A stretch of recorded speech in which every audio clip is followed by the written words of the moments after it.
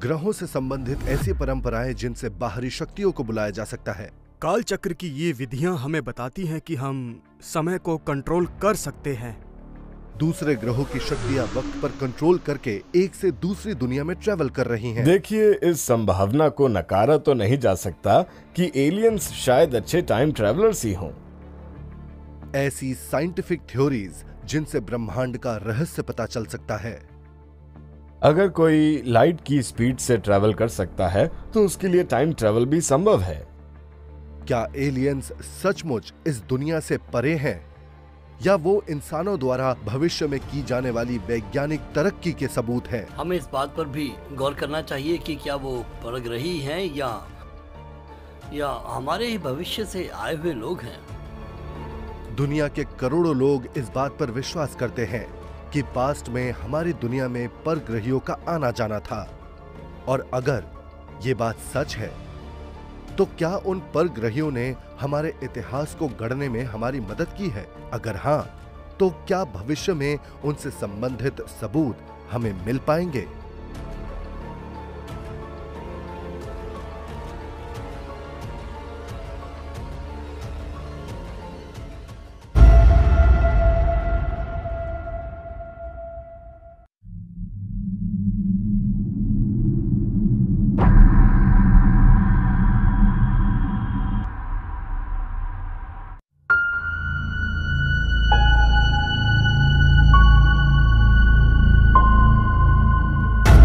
Switzerland का burn शहर 26 सितंबर 1905 के रोज। एल्बर्ट आइंस्टाइन ने अपनी थ्योरी ऑफ रिलेटिविटी को दुनिया के आगे रखा। उन्होंने अपनी इस थ्योरी में कहा कि स्पेस और टाइम असल में एक ही है। न्यूटन की पुरानी थ्योरी में स्पेस एक मजबूत बक्सा और टाइम एक बहती हुई नदी जैसा था, लेकिन आइंस्टाइन की थ्योरी में ऐसी बातें दूर दूर तक नहीं थी। स्पेस अब एक फ्लेक्सिबल मीडियम और टाइम एक बदली जा सकने वाली चीज बन गई थी।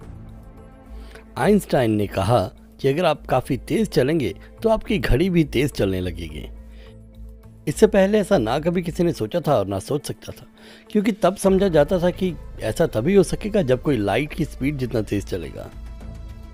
फिजिक्स में एक तरीका है जिससे लंबी दूरियां तय की जा सकती हैं, और वो आइडिया यही है कि अगर आप लाइट की स्पीड जितनी तेजी से ट्रैवल करेंगे तो टाइम आपके लिए धीरे हो जाएगा, और ऐसा करने पर आपके लिए तो शायद 2 दिन ही गुजरेंगे, पर दुनिया 4 साल बिता चुकी होगी।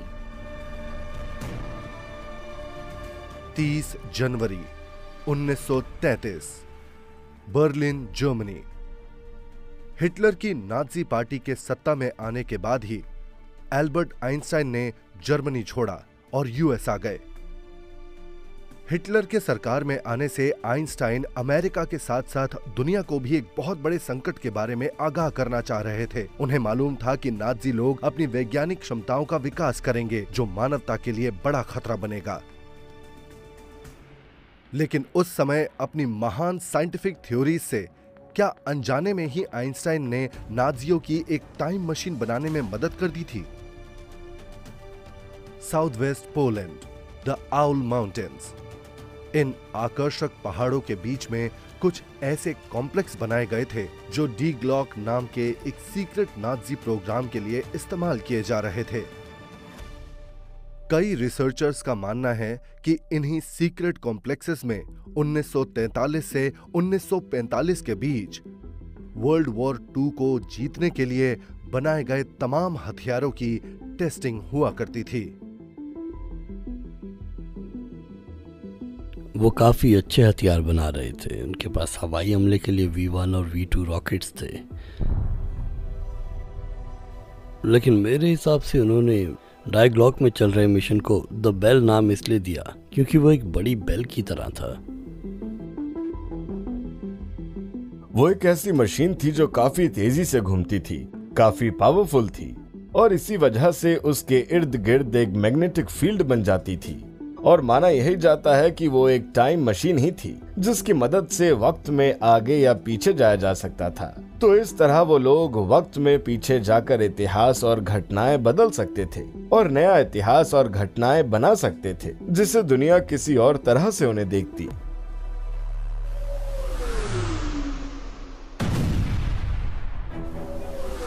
बेल की तरह दिखने वाली 9 फीट चौड़ी और 12 फीट ऊंची उस मशीन का खुलासा एक नाज़ी जनरल जेकब स्पोरनबर्ग ने किया था जब उसे पोलिश अथॉरिटीज ने युद्ध के बाद पकड़ लिया था। लेकिन जब एलाइज ने जर्मन रिसर्च सेंटर को कैप्चर किया तब उन्हें ना तो द बेल प्रोजेक्ट मिला और ना ही उसे चलाने वाला कमांडर हांस कैमलर। हैंस क्रैमलर नाजी टेक्नोलॉजीज को आगे बढ़ाने वाले प्रमुख लोगों में से एक था, लेकिन वो युद्ध के बाद फिर कभी देखा नहीं किया। उसकी मौत की 4 अलग कहानियां सुनने को मिलती हैं, तो कोई नहीं जानता कि वो कब, कैसे और कहां मारा गया या उसके साथ आखिर हुआ क्या।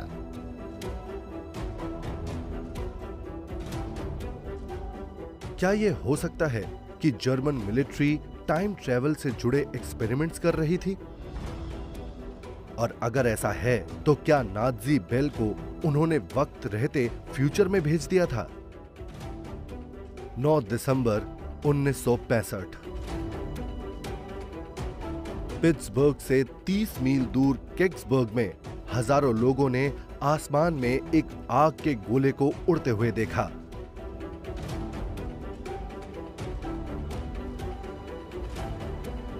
मिलिट्री वहां तुरंत पहुंच गई। उन्होंने वहां मौजूद सारी चीजों को छुपाया और कहा कुछ भी नहीं हुआ है। मुझे केग्सबर्ग क्रैश के बारे में सबसे इंटरेस्टिंग चीज़ वहाँ क्रैश हुई चीज़ का डिस्क्रिप्शन लगता है। उससे पहले हमने उड़न तश्तरियों के बारे में कुछ बातें सुनी थी, मगर वहाँ मिली चीज़ अलग ही थी। उसका आकार नाजी बेल से मिलता जुलता था। क्या ऐसा हो सकता है कि केग्सबर्ग में जो चीज क्रैश हुई वो असल में 20 साल से गायब नाज़ी बेल ही थी?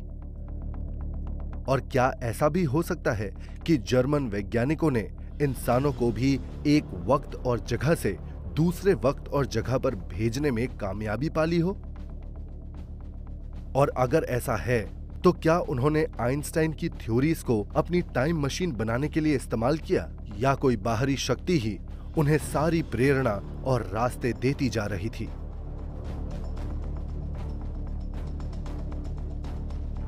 तिब्बत, मई 1938।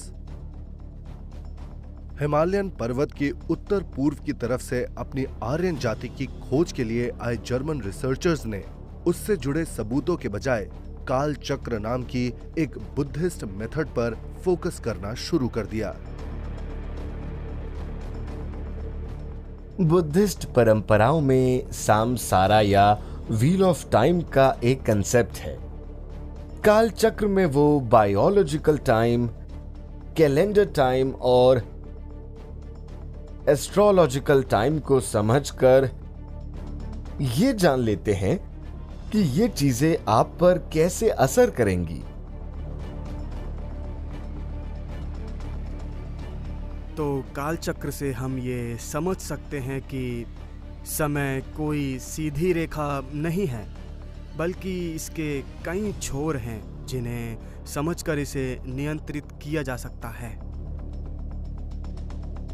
दुनिया में जहाँ कहीं भी बुद्धिज्म है वहाँ उनके स्तूप रहे हैं जो कुछ नाजी बेल की तरह ही दिखते हैं।